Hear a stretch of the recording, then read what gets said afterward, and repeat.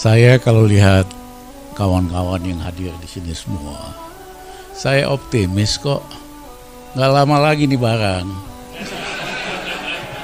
Covid atau apa nih Bang? Ya pokoknya barang itulah. Mereka udah panik. Tandanya orang panik ya sok kuoso. Aku kuasa, kalian mau apa? Tapi kan ternyata teman-teman tetap aja berani aja, nekat aja gitu lah. Semakin dikencengin gitu, malah makin kenceng kawan-kawan. Iya kan? Itu belum tahu aja tuh. Ya, nggak lama lagi kok nasibnya mesti baik-baik sama kita lah. Nah, saya gede ini ajaib. Orang itu nulis buku setelah dapat gelar doktor. Kalau kumpulan artikel biasa. Ini dokter baru mau dalam proses kandidat, udah ngeluarin buku. Dosennya aja belum tentu ngeluarin buku. Salut, hebat. Ya. Yang kedua, seperti Mbak Wiwi tadi, ini judulnya menarik, keserakahan di tengah pandemi. Keserakahan itu kalau kita percaya dengan filosofi Pancasila, Undang-Undang Dasar kita dari awal kok nggak mau serakah, kita menentang kapitalisme ugal-ugalan. Karena para pendiri Republik kita kuliah di Eropa tahun 20-an, tahun depresi ekonomi. Jadi mereka nggak lihat ekses dari kapitalisme ugal-ugalan, mereka nggak mau. Tapi juga tidak mau sistem komunis. Pinggirlah jalan di tengah kita. Nah, yang terjadi hari ini bukan kapitalisme. Kapitalisme itu kompetitif. Kapitalisme itu ada governance, ada transparansi, ada accountability. Yang terjadi ini, ya bahasa sopannya negara kleptokrasi. Negara, jangan di bahasa Indonesiain lah, nanti masalah. Ya kan, terpaksa. Iya, terpaksa. Repot nanti kita semua. Ya kan, negara kleptokrasi. Jadi lebih gawat daripada sistem kapitalisme.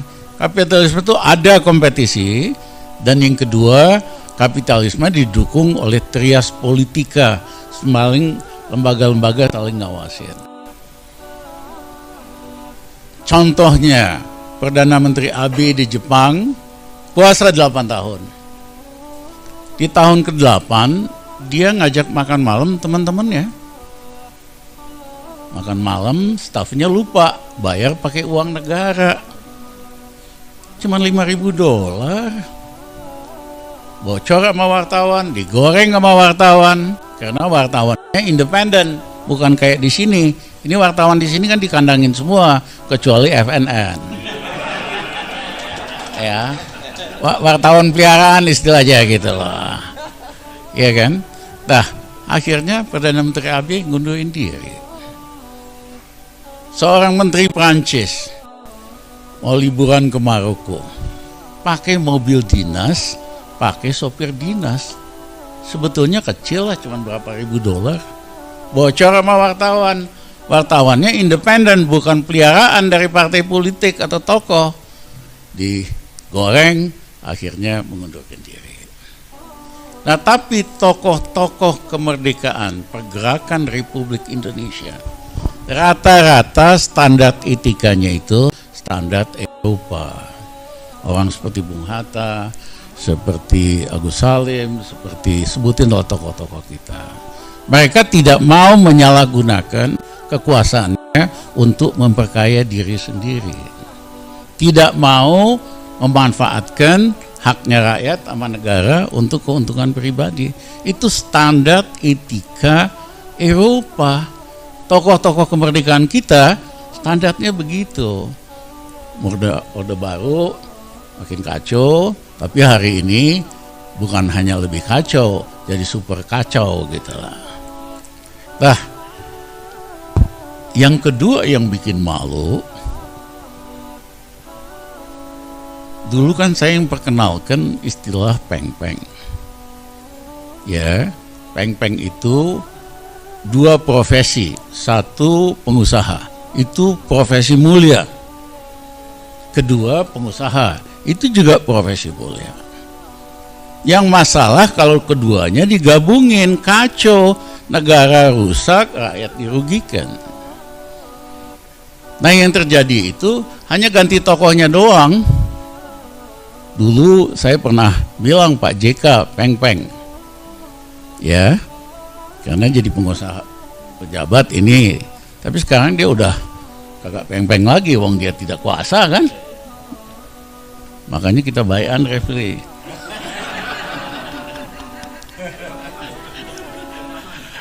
Dah, ganti peran doang, ganti pemain doang lebih dahsyat daripada kami di kabinet. Ya, this is too far. Kami terlalu banyak tahu lah, kalau kita ungkapin malu kita juga dengarnya. Dan kepedean juga. Gua kuasa, lo mau apa? Iya kan? Ya kalau mau nantang gitu mah, mohon maaf dah. Kita kan Soeharto aja kita kagak takut. Apalagi yang beginian gitu, apalagi yang muda-muda gitu. Nah, yang kedua adalah pandemi itu kan masa susah, yang meninggal 120.000 orang, sekarang 140.000. Harusnya kan masa keprihatinan kita sebagai bangsa, masa kita betul-betul solid, kita kompak, kita saling bantu. Karena banyak dari teman-teman kita, keluarga kita, rakyat kita yang korban dari ini. Kok bisa-bisanya sepanjang tahun 2020 anggaran yang dipakai untuk melawan pandemi ini 1.035 triliun, tidak ada dampaknya sama sekali. Itu nanti kita periksa habis ini nih. Aku nggak tahu jaksa agungnya siapa, mudah-mudahan Novel Baswedan ya. 1.035 triliun nggak ada apa-apanya. Ya, baru pandemi itu mulai ada perbaikan penyelesaiannya bulan kuartal pertama tahun 2021. Karena strateginya lebih jelas, vaksinisasi, macam-macam lah. Ya, tapi sebelumnya 1 tahun hilang.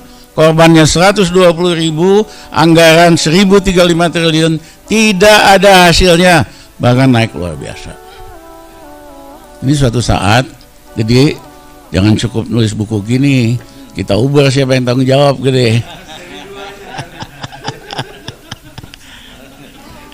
Nah,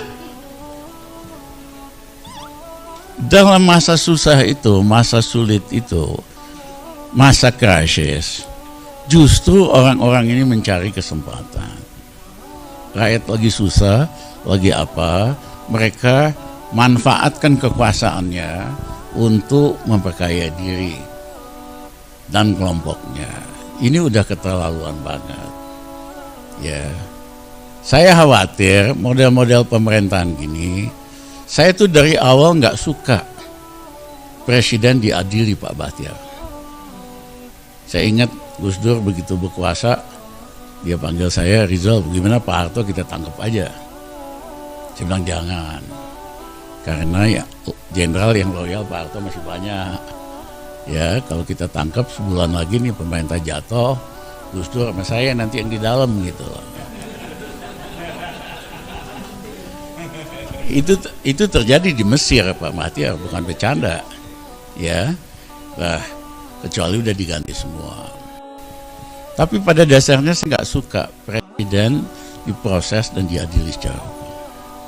Tapi mungkin karena sudah keterlaluan, barangkali kita bikin sejarah baru Bang Bahtiar.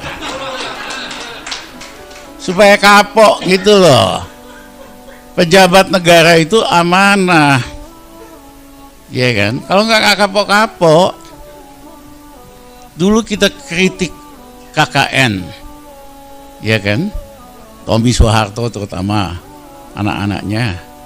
Hari ini ada anak kecil, anak bawang, ya kan, beli investasi ratusan miliar, duit dari mana? Itu kan duit dari bisnis jualan pisang doang atau jualan martabak, ya kan? Jadi balik lagi apa yang dulu kita nggak suka, karena keserakahan tanpa batas itu tadi. Ya, jadi justru rakyat lagi sulit pada mengambil kesempatan dalam kesempitan, ya kan? Kita udah waktunya yang benar kita katakan benar, benang basah kita tegakkan, tapi nggak mungkin. Indonesia ini sudah super kompleks, super ruwet. Benang itu kan ruwet tuh. Cara satu-satunya benang diambil ujungnya ditarik ke atas. Nah itu loh. Ubek-ubek di bawah nggak ada gunanya. Jadi kita fokus aja sama ujungnya benang, Pak Batiar. Jangan salah. Terima kasih.